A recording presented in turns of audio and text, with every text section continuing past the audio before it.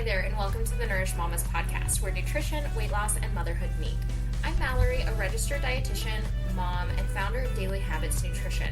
Around here, you'll find practical nutrition advice, sustainable weight loss strategies, meal planning shortcuts, and honest conversations about motherhood, business, and building healthy habits that actually fit your life. Whether you're navigating postpartum, perimenopause, trying to lose weight naturally, or using a GLP-1 medication, or maybe you just want to feel more energized and confident in your body, you're in the right place. My goal is to help you take the guesswork out of healthy eating, simplify nutrition, and show you that lasting change does not come from perfection. It comes from the small daily habits that add up over time.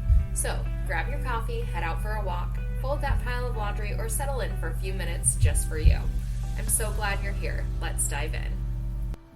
Hey there, and welcome back to the Nourish Mamas podcast. Today we're talking about something that I feel like comes up in almost every conversation I have, and that is why healthy habits never seem to stick. So the main question that I really want you guys to think about today is, have you ever noticed how easy it is to start with a weight loss journey versus how hard it is to stick with it?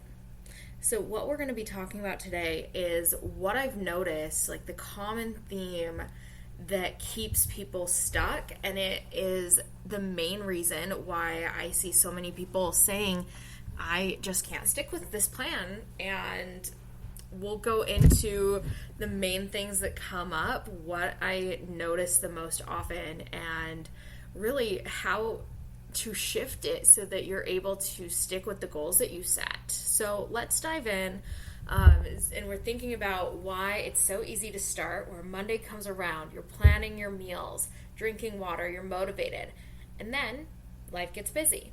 You miss one workout and it becomes a missed week. One takeout dinner from just being too busy on the way home from work, or having your kids need something at school, and your schedule just gets busy, so your takeout dinner becomes, well, I'll start again Monday. And eventually it all starts to feel like proof that you just can't stick with any of the plans that you're setting. And I really don't think that motivation is the issue here. We can get motivated, but the problem really comes down to your identity and how you are showing up. So I'll give you an example. There was a woman I was talking to this week, and we were talking about how she's tried everything to lose weight, different diets, different plans, different approaches, whether that's medication, so many different things that she's tried. And what stood out was not the diets, it was not the medication, it was not the approach she was taking. It was this sentence that she kept repeating, which was, I know I'm the problem here, I just can't stick with anything. And I hear versions of this same thing all the time. It's, I've always struggled with my weight, I have no willpower, I'm just not disciplined. And after enough attempts, those stop feeling like thoughts and they start feeling like facts. You start to believe that you just aren't cut out to lose the weight. And I've fallen into this before.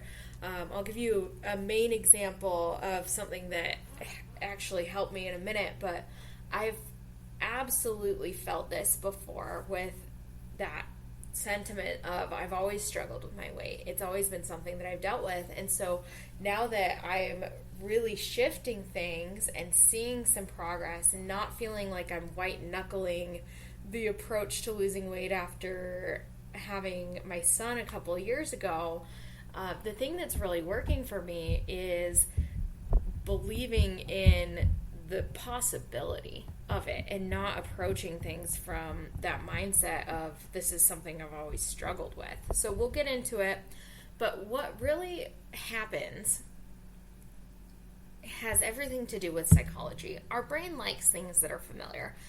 It keeps you safe if it didn't kill you, right? So your brain looks for the things that you can repeat from previous days, and that's where a lot of the time we get into habit ruts. You may even notice this where you know that you don't want to be eating in a certain way and you want to start making changes, but your body or your brain more than anything will tell you, like, nope, we're going to keep doing what we've been doing because it's familiar. So if you've spent years believing that you're someone who always quits and always starts over on Monday, then your brain will unconsciously look for evidence to support that story. And this doesn't mean you're choosing to fail, it's a safety mechanism. So your brain tries to stay consistent with the identity it already knows. And that's why making changes, making shifts feels so uncomfortable. Even though it's something you desperately want, you may end up sliding back into old habits. Very, very common. So for me, this showed up a lot with alcohol. For years, I wanted to drink less, and while I was pregnant, it was easy because obviously you can't drink while you're pregnant or it hurts your kid, so it was really easy for me to say no. But when he was born, I was done breastfeeding, it became easier for my old habits to slip back in of oh, I just want a glass of wine, I want to take the edge off. I'd have a stressful day, and I would want to stop drinking or I'd want to cut back. And then the stress would come in.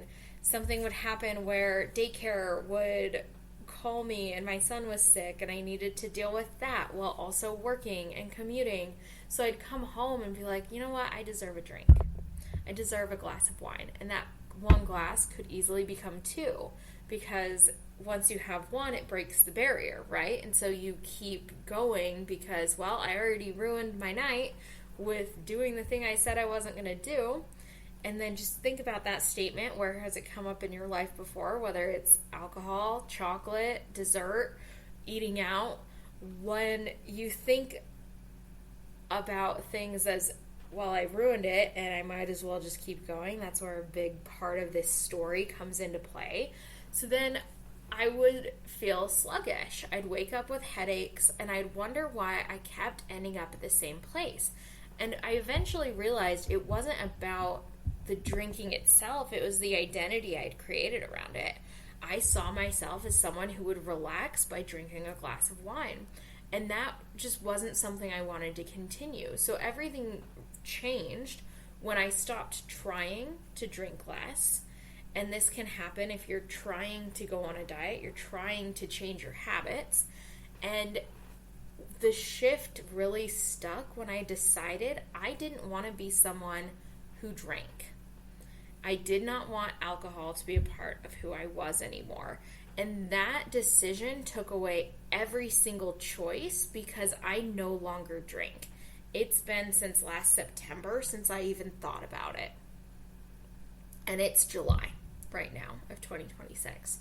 So I just don't. If I'm at a party, it's not something that I do. I bring additional things with me. I'll bring sparkling water if I'm going to a family event.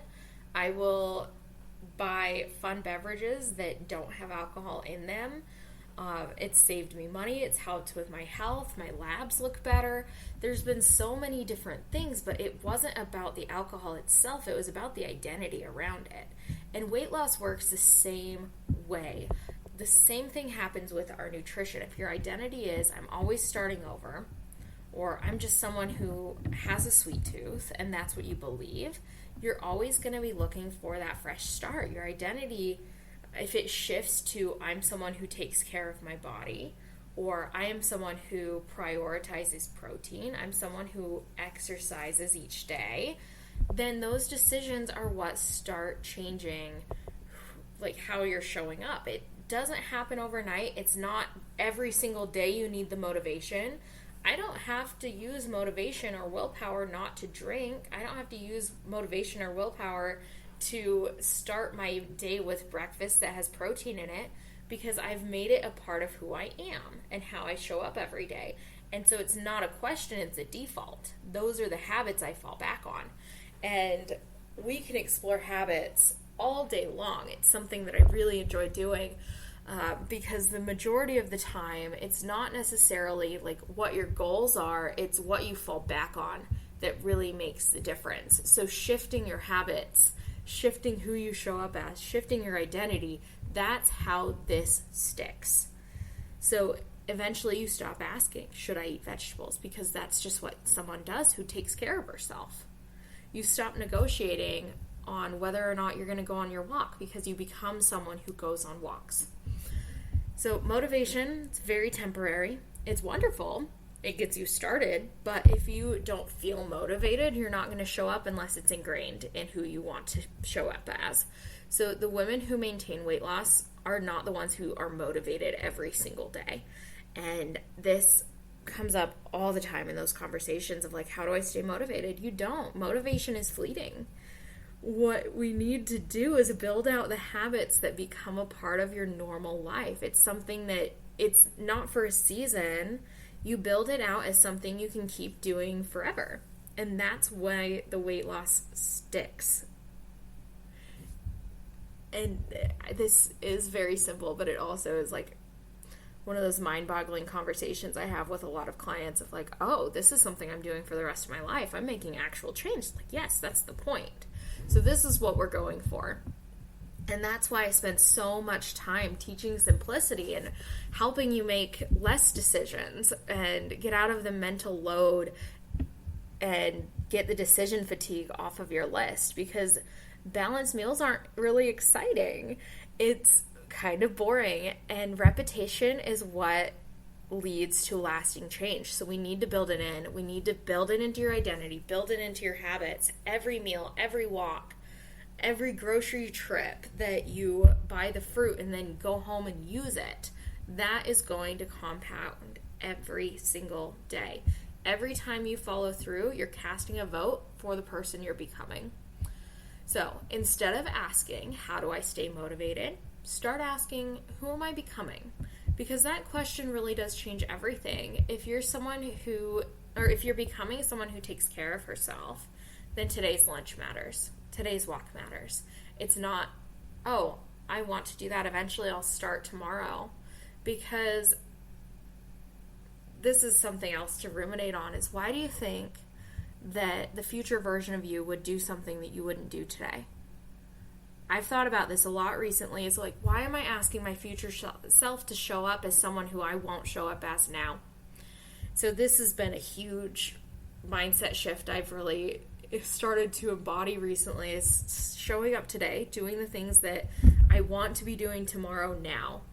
And it's not because the actions are going to be perfect or that every single day I'm going to do the plan exactly. It's the consistency.